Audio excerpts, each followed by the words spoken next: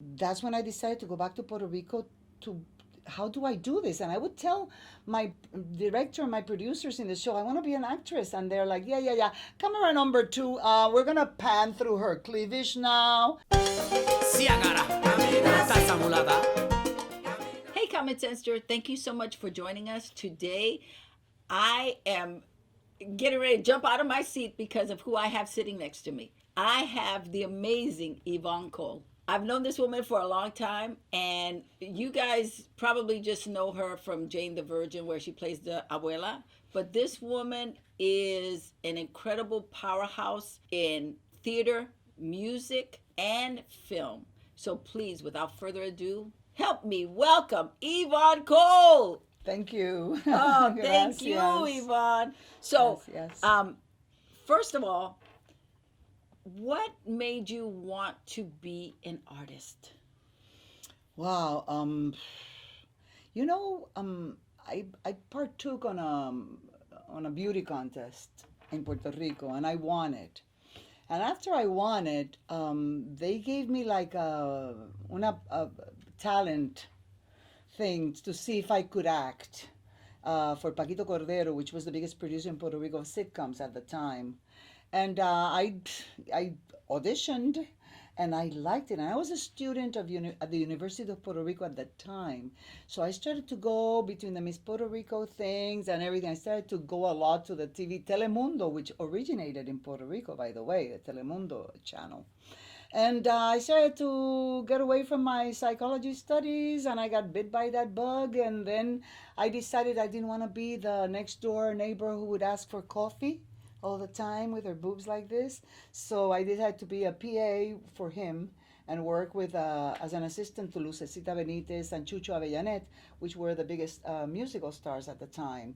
And so I traveled with them. I did press for them. I co-wrote their shows. So unbeknownst to So me, you start. So I was you. getting prepared for this, but I didn't know. I had no idea that I was going to be an actress ever in my whole life. I never dreamt it, never had dreams of it. My mother gave me, I studied with Walter Mercado when I was Oh 5 years wow, old. wow. That's how I started. I belonged to the baby ballet, the Walter Mercado in my hometown. He would come from his hometown next Ceiba to Fajardo, and I was 5, 6, and I remember I was when I was 6.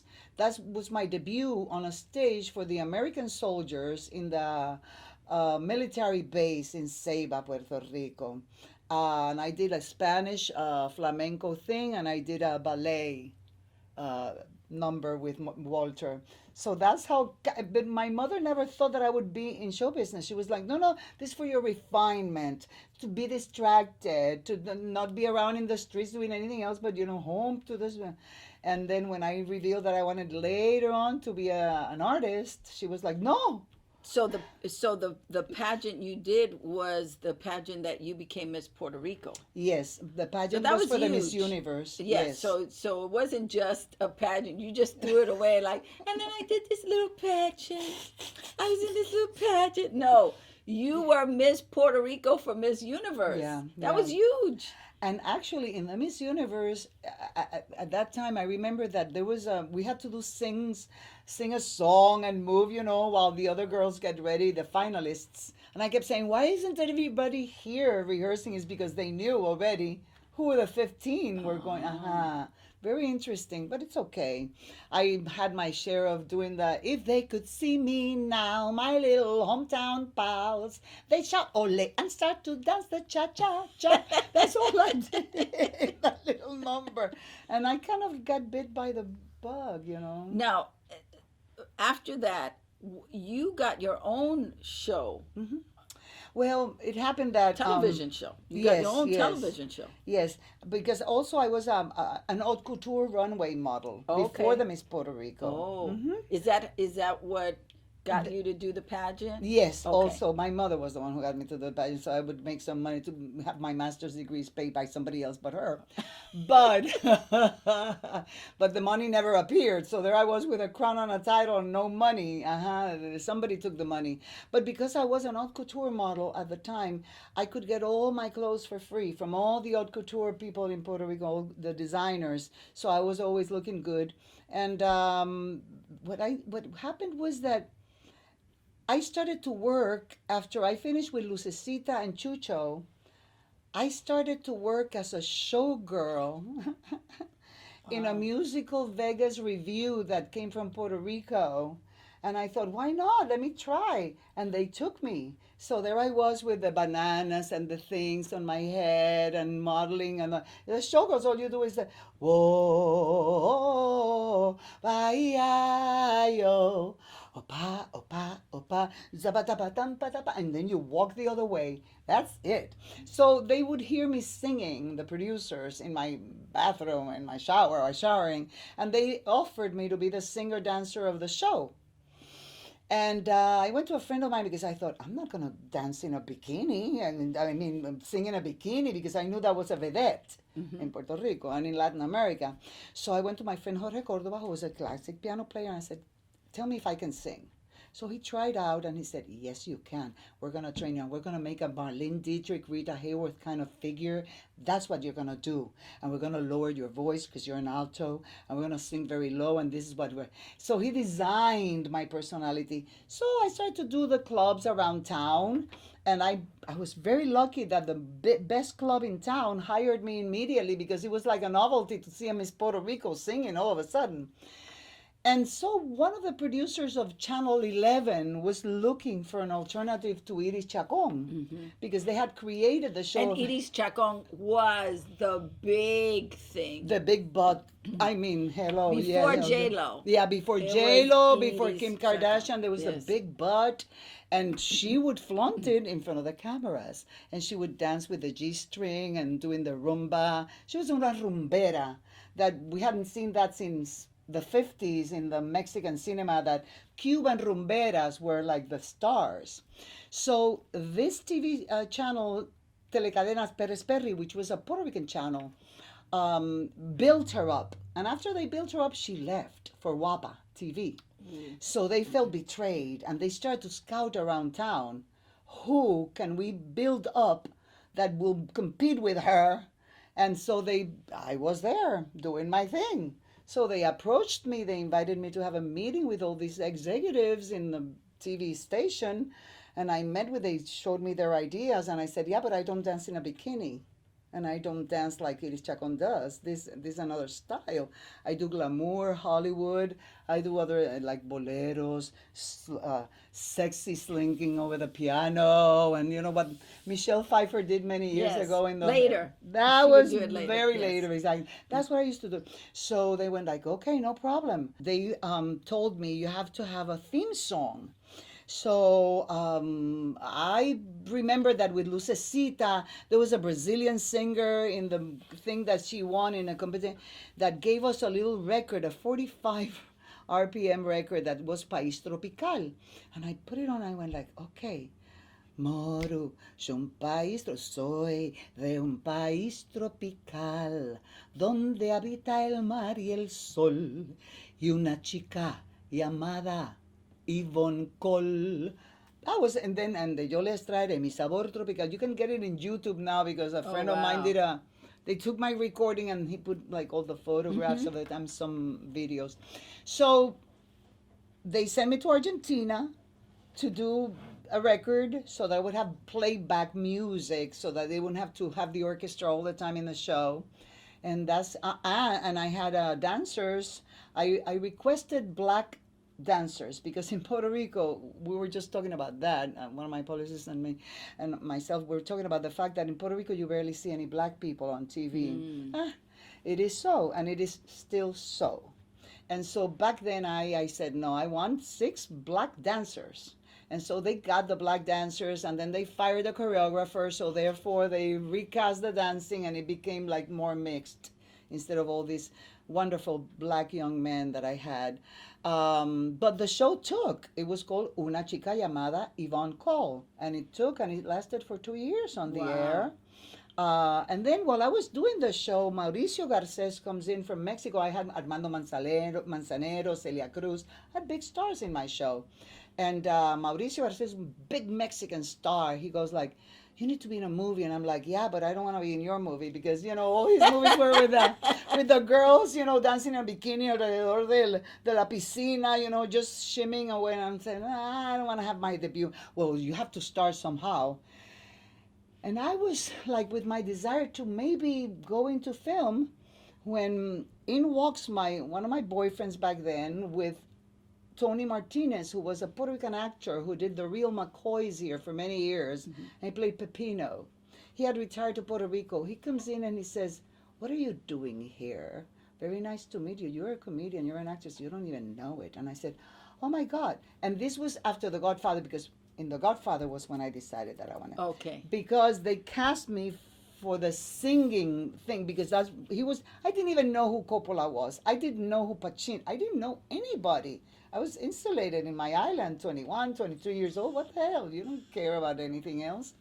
So when I went to do The Godfather in Santo Domingo, and I saw Pacino going to do the scene where he kisses his brother, I had never seen anything like that in my life.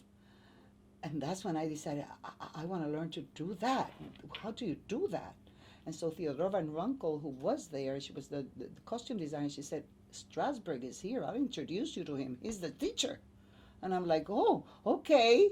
So I met Strasberg in Santo Domingo. He was there in the same hotel that I was. I went to his son's birthday party. He was 3 years old, David, who is now a man with kids.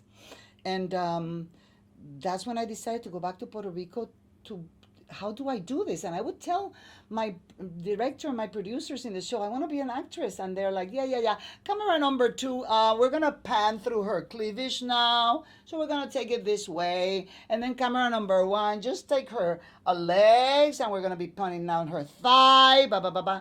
And I'm like, nobody took me seriously because I was just a sex symbol thing.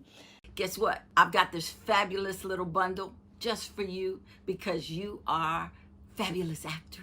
I got it for you. So what do I got for you? Let me tell you what I got for you. I got the PR cheat sheet, which every actor needs. You need to know how to do your own PR until you get that job where you can pay for a PR person. Then I have the 12-step audition.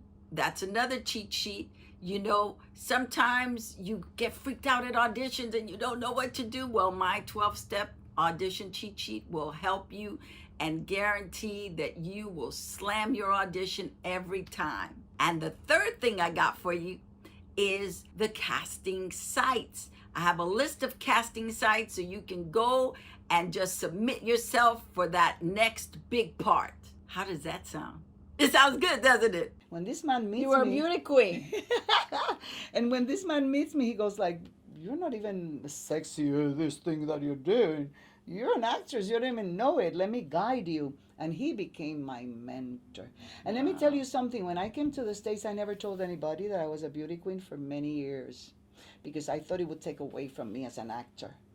And what happened was I went to Sundance Theater Lab to do the play that Jose Rivera wrote with me, The Adoration of the Old Woman. We were workshopping it there. And the managers that I had then, they wrote it into my bio. When I go to the tent to have lunch with everybody because they give you, the free Right. lunch and whatever. So everybody's like, "Hi, Miss Puerto Rico." And I'm like, what happened here?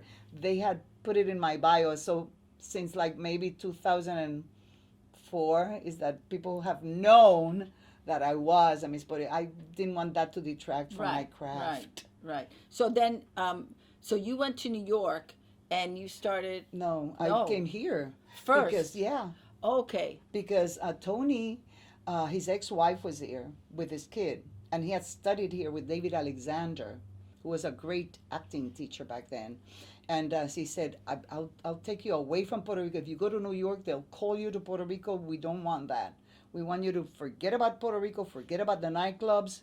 You're not a nightclub singer. You're going to be an actor. And this is what you're going to do. You're going to study and be an get away from this. So he brought me to LA where I didn't know anybody, put me in Burbank Boulevard and Victory Boulevard in the middle of I don't know where. I didn't know anybody. I came here without knowing anybody, without knowing the language very well. I didn't know anybody. I met Eduardo Machado in the acting class, John Levy in the acting. They were just student actors. Um, and this is where I studied first with Bob Ellenstein and David Alexander mostly, and his technique. And then in 1979, that's when I moved. I came here in 75.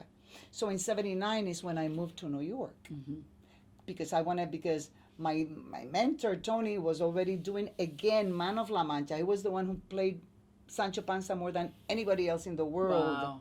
And so Richard Kiley was doing a revival, and he had done it with Kiley originally on Broadway. So they were doing it here at the Pantages, and he said, "Okay, I'm going cross country to New York to do the Broadway show. What do you want to do?" I said, "I'm gonna go to New York with you." And so I got in that motorhome, and I left everything here and left for New York to study acting with Strasberg, of course. And I went to Uta Hagen's Academy also. And I did 2.5 years at the Actors Studio as a slave, I say, as a working observer, which, you're just cleaning the bathrooms so that you can get at least a free session. And you're not supposed to participate in the sessions, but back then, because now the Actors Studio is a different thing, but back then it was only by audition that you could get in. It was a workshop for professional actors only, and I got to see Elia Kazan, Strasberg, Pacino, Arthur Penn. So you were doing master classes. Eso. Those were the Yes. people that I would clean those toilets for. I don't care, And I ended up being in charge of the observers program. I was doing the books then, and at the end. So yeah, no, I went to New York and I studied like altogether for 7 years. I studied my craft. Wow. hmm And you also studied the classics. No, You didn't study the no, class, I but you didn't got study into Shakespeare, but es que la vida, what is for you yes, is for you no matter what. That's right.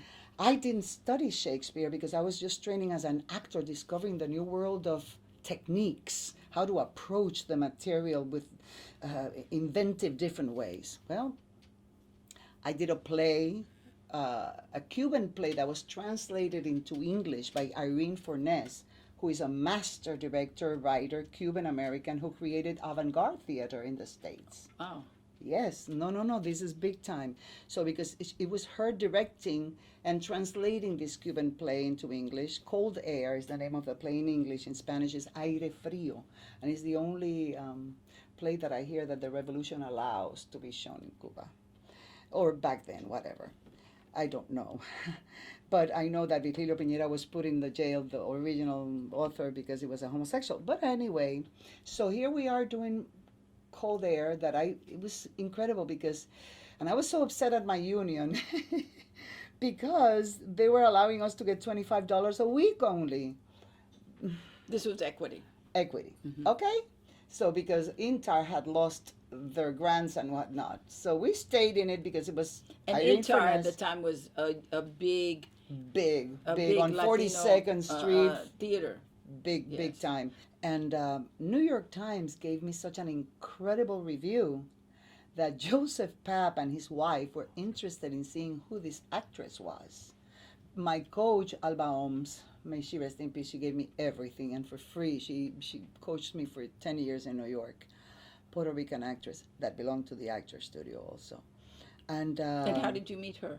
because my first off-Broadway was with the Puerto Rican Traveling Theater when I got to New York, and she was the director. It was 3 one-act plays from Spain that were translated to English. And I booked my first Broadway while I was doing my first off-Broadway. It was because I went to a cattle call. You never know. You never know. And then I was the only Hispanic playing a French woman in the mostly Anglos who were playing Hispanics. But anyway, so I was at Intar doing a Cold Air. I got this incredible review that my coach said, Zoe Caldwell is the only one who has gotten the review. And I'm like, who is Zoe Caldwell? I didn't know anything. So she's like, no, you don't know. So because of that, Joseph Papp came to see me and invited me for his Shakespeare company. I said, I've never trained done anything He was Shakespeare. very generous to Latinos. Eso, and he said, Very "We'll generous. train you." And so they said, "We want to see you in a moving piece, in a singing piece, and in a classic, which I did Medea by Jean Anouilh, and then I did a contemporary piece, The Masses Are Asses, by Pedro Pietri, which I had done already for the Puerto Rican Traveling Theater. So those monologues, everything was prepared by Alba and myself. And so I did it, and Joseph accepted me in the company. And then I said, "But I don't have that." He said, "We'll train you." So that's what they do. They brought a professor so that would work with me backstage while we were in the multiracial company directed by Estelle Parsons. Wow. Jeffrey Owens, actually, the actor who has claimed to fame now, was that he was working in Trader Joe's as my friend. Yes. He was our first Romeo. He's an extraordinary actor with an extraordinary education from Yale University. And he was the only one who really had the real training to do everything in that company. It was amazing. So I ended up doing the nurse in Romeo and Juliet. I did Phoebe and Duke Frederick in As You Like It, and in the Scottish play I did King Duncan and Satan, which is a servant. And then we went to the parks, to the Anspacher, off Broadway, blah, and then we ended up on Broadway at the Belasco Theater. And there I did the Queen, Lady M, because Joseph wanted me to do it before. That was so generous of him. And I also kept on playing the nurse because he kept on saying that I was the best nurse he had ever seen in his. And then I graduated to become Rosalind in As You Like It. Um, and his generosity was extraordinary with all the actors, the minority, and it was mostly for children in school we wouldn't do it in the schools. He wanted the children in New York To come to the theater. eso, and to know what Yes. to use. An usher with a ticket and they were encouraged to come back with their families on a Sunday because weekends were for regular audiences. And you could hear the kids out in the audience, los puertorriqueños, they would come with a, it was like el bautismo, parecían que iban por un bautismo, like the baby was going to be christened going with to the a big baptism. Yeah, the baptism clothes for the babies and everybody. And you could hear the kids, "Mom, and now Romeo is going to do this, and now Juliet is going to." So it was great to see that. And I did only one thing as a Puerto Rican playing the nurse in that world that was not particularly, it was not an adaptation, it was the real thing.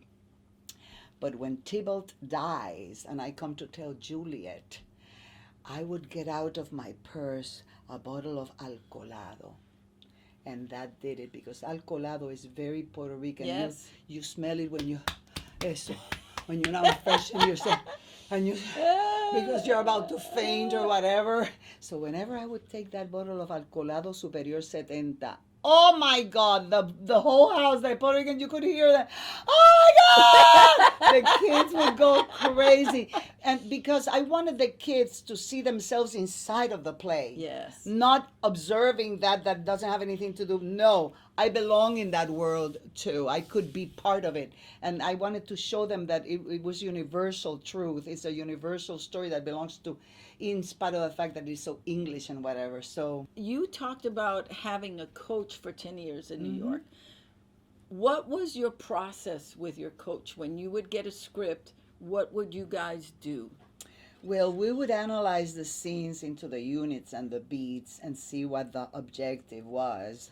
And then we would look for the specific actions that I could play, or the specific sensorial memory that I could have work on for specific sections, or for the character half of the play, or at the beginning of the play do this sensorial. And the sense memory is the method acting, which she was very much in touch with. And it takes a while to get the method down, but it is very valuable. But the actions is the most immediate, really most serviceable technique to accomplish anything. Because if this action doesn't work, which are active verbs that you put on top of the lines, instead of playing the line, you play the action that makes that line What live. you want in that Eso. in that beat. So in that Yes. beat, Yes. exacto. So that's what we did. We just broke it down to the beats, to the units, to the sense memory, and to the actions that I had to take as the character. First, we would know who the character was, of course, and what was the intention of the author with the character, what was the overall intention of the whole play, and what were the immediate objectives for each chapter or Now, now, did you also? I'm just curious. Did you also talk about the physicality of the character? Yes, many times we would talk about the physicality because I'm a character actor. So I would do different walks. I love being in New York just because I could observe people without them knowing it, and I could follow a person and just imitate the gait. Or if there was somebody in the supermarket, an old woman that was like kind of talking to herself, I would stand there and make believe that I'm looking for something too, so that I would see exactly what. So that was what was encouraged by Alba more than anything, the observation of people, so that I could not only imitate that, but become Own it. eso, become Yes. them. Yes. So you could take Exacto. ownership of So that. yes. And so, with what she taught you, when because you also have coached actors. um, After in New York, I started to coach actors. The end of me living in New York, which was towards I lived there in the 1980s, the whole decade. Um, and then, yeah, but I didn't start until later, until end of the 80s, and then here in Los Angeles I coached more because then Alba was not here. It was very hard for her to, and then she goes to me on the phone, she goes, Yvonne, I think you're ready. I don't think you need me anymore. You're there. I'm here in New York. So be it. We can talk about it, but it doesn't make you any service. So just go with your instinct. And that's what Strasberg would always encourage, your instinct, because he would say, don't, in your life, don't stop your instincts about things, Trust because your that's gut. eso. You have to trust the gut, Mm-hmm. because you're always right and people are wrong when they say, no, no, you're wrong, she's not that mean. Yes, she is, because if You she put to know, you that's right. exactamente, your gut is That's right. telling you. That's So right. if you don't deny it in real life, you will have the chance to access it as an actor. And as a human being, right? Eso in That's the real only way you life. survive is your gut. Because a lot of times, what people are telling you is contradictory to what really is happening, and the little bells are going off. Eso, you have to listen to Eso your little es. bells. That's Even if right. they don't go off for anybody That's else right. around you, it That's doesn't right. matter. That's right. You You're have to listening. trust that. Exactamente, because Yes. that's Strasberg would always say, that's the voice of God within you. That's God speaking to you and protecting you. So listen to it. So That's who right. knew? Not here. Here. Así el God Uh-huh. aquí, Uh-huh. de donde sale la vida, where life comes from too. Mm-hmm. Huh? So then you came back out here, and what made you want to start directing? Were you directing in New York, or did you start directing when you came out here? I don't think I directed in New York. I think I only coached. I think I started directing here because they asked me to, not because I was pursuing it or looking for it. I think Odalis Nanin was the first one who asked me to direct Garbo's Cuban Lover. Oh wow. Uh-huh. And we did it when 9/11 occurred. I remember that. And even many famous people came to, because everybody wanted to escape from the 9. So our theater got packed. It was a little theater here off of Ventura Boulevard. She didn't have her company yet. And I knew everything about Garbo, about Dietrich. I knew everything about all these men because of the The nightclub divas, thing. Yeah, yes. and because I would imitate Garbo's lighting for the photographs, and Dietrich's, to take my photographs back then as a nightclub singer. So I would study a lot of their things, so I knew them. So that was the first thing I did, and it was a very good show. It was very successful. And then they asked me to direct something else. It was I directed like two more things in her company. I don't remember what else I've directed, but I've coached more than directed a lot of. And then I directed my first little feature, that is a 10-minute short that I produced. I co-wrote. I co-directed because I needed somebody with more experience than me, behind the camera because I've been in front of them all this time. And so I did it with Javier Colon Rios, who directed me in his thesis for AFI 20 years ago. Then he Wow. comes back into town and he says, Yvonne, I'm back here now. I'm married, and in anything you need me, whatever. And when I did my company because of Jane, I had to create a corporation. So I created Phidias Woman. And I thought, I want to do a little film. Why not? And so I spoke to him and said, can you teach me how to do this with cameras, how to be behind? And so we started to train with him. He gives me private classes. And it's wonderful because now I'm going to go into editing. Oh yeah. As I already did like the same scene with two different ways, how I shot it two different ways, how I had the actors do it, interpret it two different ways. Ba ba ba ba. And now it's a matter of me ba ba ba ba splicing it and knowing how to edit. That show that was based on a play by Javi Mulero. It was called Facing Santa Fe Plaza, the play. When he gave it to me like 25 years ago, I said, Javi, it's like a film. And he said, really? And I said, yeah, it's like a short film. And I put it away. I never thought in my life I was ever going to either produce or direct a film. And And you then, pulled it out. por eso, when this came up, I went like, I know what I want to do. That play is the film. Because I wanted to showcase two Latinas, middle-aged women, with sensuality, with sophistication, with language. That in spite of the fact that you have an accent, doesn't mean that you don't have. On the contrary, it means you know two languages. So therefore, I wanted to showcase, and I had Ofelia Medina. It's an incredible Mexican actress, like international Mexican actress, to play the other part.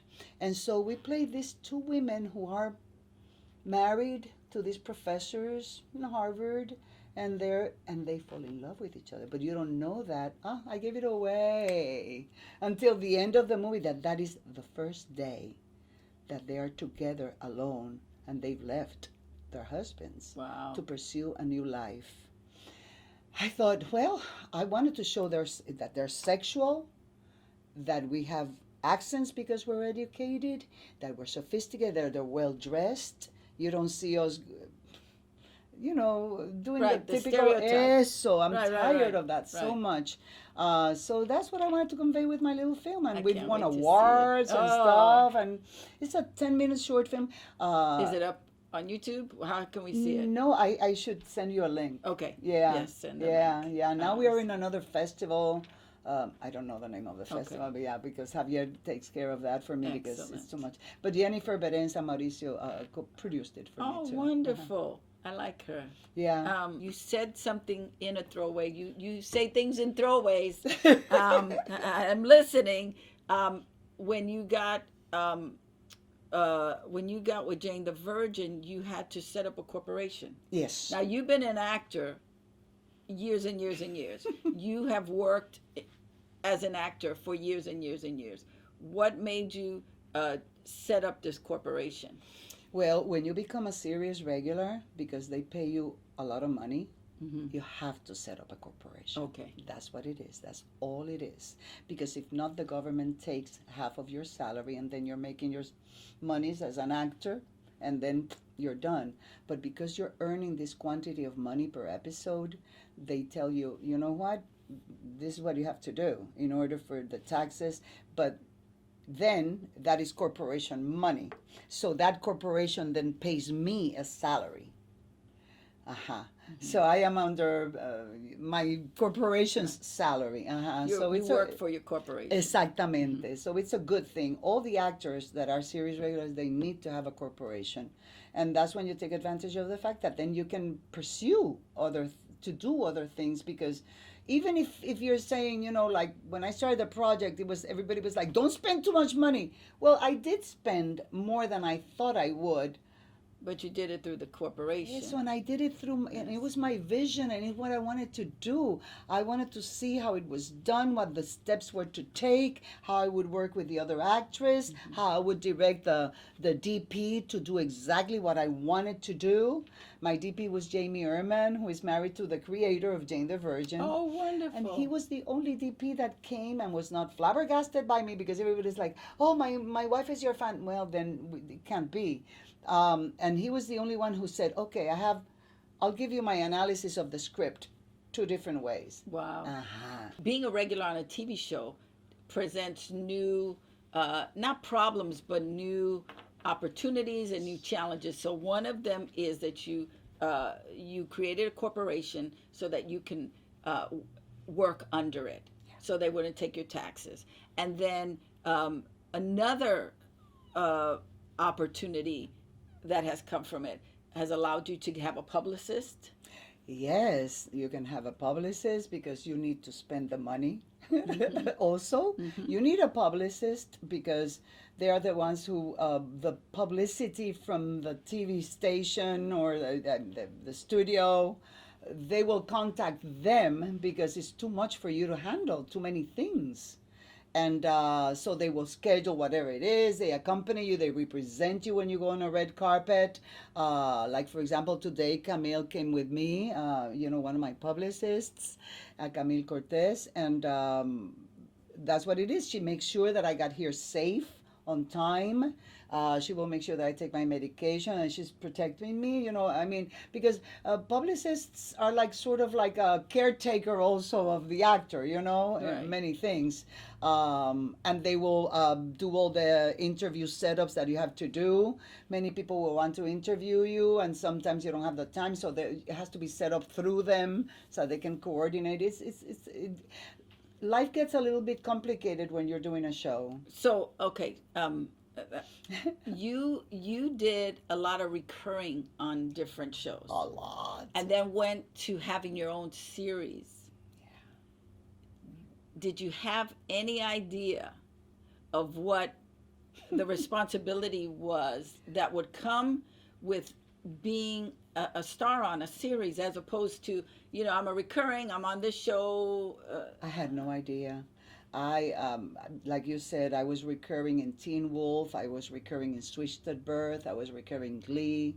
I was recurring in a lot of shows that were so good, and I was about to retire.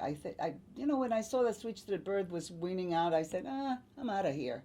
Let me take my three pensions, my social, and I'm out of here. When Jane the Virgin, the audition came, that I almost didn't make it because I had jury duty that day. Pero bueno, I did make it and I did get it. Porque what's for you is for you. What's for you is for you, no matter what. I'm telling you. I was about to retire, and here it is, boom, a serious regular. But I didn't have any idea what it entailed. Like, I didn't have a 401k. I had a 401k from Equity, Actors Equity Theater, Hmm. and it was like $89 in the. That was my 401k from Equity. And I didn't know anything about that until I get the series regular. Then the accountant gets to you, and then the accountant says, "This is what it is. You have to put your money this way," and badam, badam, badam, and the 401k, and then all of a sudden you have a 401k. So now I've been investing my little money in my mother. She passed, so she left me her house. So because we couldn't take care of the house so much when she was sick, now I'm refurbishing everything and putting anything and everything anew and bringing up the house so in case I have to sell it in the future, I can sell it for good money, or whatever happens. What is your favorite thing of being on a series? It's a lot of it's like working in a factory, because you have to get like the product Hmm. out and it Hmm. doesn't matter. What I like the most, apart from the money, of course, is in my case, it is that I had the opportunity to fall into a TV show that is a good, well written show. That's what I like the most and what I love the most about my experience as a series regular in this particular show because I've never had any other. And I know that other people suffer or have rifts or whatever they do. But in this one, we become a family. It's like everybody, like Gina even did background work. So she's so great. When we go into a scene where there's background, we always say thank you to all the background and all the extras that are there, because we come from You know that, nothing. right? You know Exactly, that. You know exactly. that road. Exactly. We know that road, and so this is a very special opportunity that we're having in that show, of having the opportunity to be grateful in more than one ways. But it's great to have a steady job, but I'll tell you, it's a lot of work. You have no life. Social life is out the window, because when you can see your friends, maybe they can't see you because they're busy, or they're Right. with their kids, or something happened. So with okay, here's another question. When you have hiatus, what do you do during your hiatus? Do you take on a play? Do you take on work, or do you rest? I've rested and taken on a play. I've Okay. done both. Yeah, last time I did it in Chicago. I went to Chicago to do a play, The Madres, which was a wonderful experience. But then I injured myself and I had to quit 1 week before the closing. Um, but yeah, I enjoy everything that it brings. I enjoy the comfortability of the money, to have money to employ other people around me. I like that, to be able to, even, the son of my housekeeper, he's my driver now. Why not? He has 6 kids, so I am able to give him a job, albeit that he has to be there at 4 o'clock in the morning to pick me up, because those are the times. I have to wake up at 3 in the morning to be in my chair at 5, maybe at 5:30. Mm-hmm. So that means I had to get out of the house at 4:30, because so you That's don't. good. Yeah, so your life changes drastically. It's not the most healthy hours, but you know that it won't last the whole time. That you will have that hiatus. So in my hiatus, I usually go to Puerto Rico, chill out on the beach. I've never taken a vacation in my whole life. All my life I've been working and going to Puerto Rico. That's it. So now all my cousins, everybody's like, you have to travel, you have to do something. Pero me, I don't know. I don't know when Jane ends, if I can stop working. I don't know. My mother worked worked past her retirement age, así que You're not going to stop working. I It hope doesn't not. matter. You're not going to stop Even if working. I don't have a social Yes, life, it no, doesn't you're matter. yeah, because you are a workhorse. You Ah, do. That's how you live. You have to that's be exact. I working. have to be So, working. so Because work gives me pleasure. Because yes, actors, when we do creative stuff, it's like a drug. You become addicted to the creative work, because it's never the same from one day to another, and you're always exploring the human soul and the human mind and how people it's behave. never boring. Never boring. Yeah. That's the thing. What is lovely is to see you come full circle. Right? Oh my God. To see you working at your craft and doing your stuff and working, working, working, getting a job here, getting a job here, and then finally getting a series, and the maturity as an actor to know this. I've got to plan this out now. I've got to make sure that the money gets put different places. That because there are people that work, work, work, work, work. Then they get that big break, and they don't do that. So No, but I'm it's very aware of that. I'm right, very aware that I'm a woman. but it's And we women, wonderful. we don't get the same Right. opportunities, especially Latina women in Hollywood. We don't get a lot of opportunities. We always get the same parts. I'm a little tired of playing the abuelas only, because I see actresses, my Glenn Close, when she playing a grandmother, excuse me, we're the same age. So none of the Latina Yeah. actresses, I mean, the actresses that white actresses like Meryl Streep. Uh, I know that they're Oscar award winning, whatever, but it's because they've been given the opportunity to play Right. those parts. Right. When are we going to be given the opportunity to Right. play those parts, instead of just the immigrant? It's okay that we're the immigrant, we will represent. Okay, no problem. But there are other stories, human stories, that we're part of, that is never shown in this industry, because this industry is designed to make a product, and that's it, to sell it. And what sells is what people think they know about, which is the Latinos are all brown, they're all immigrants, and that's it, or they're illegal.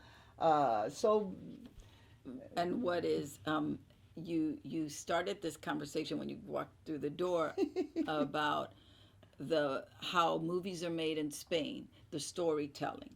And I think when you go to any country, the storytelling is divine because they're not casting for a young person. They just want to tell a Eso, complete story. eso you see in England and in Yes. Spain, they cast Yes. old Yes. actresses and old actors, and it does, and they're not playing to Because be they know the ugly. value Eso. of that But experience. here is like, well, if you're old, then you'll be just pegged into playing that one part. Right. Uh-huh. We haven't caught up yet No, we with haven't. storytelling like that. So, You know. So I want to find out what teacher in your life had the biggest influence on you. wow, I would say Strasberg was a big, big, big influence. Maybe because I met him when I was an actress yet, when I was just a singer in the film in Godfather Part 2, which was my first film ever in my life.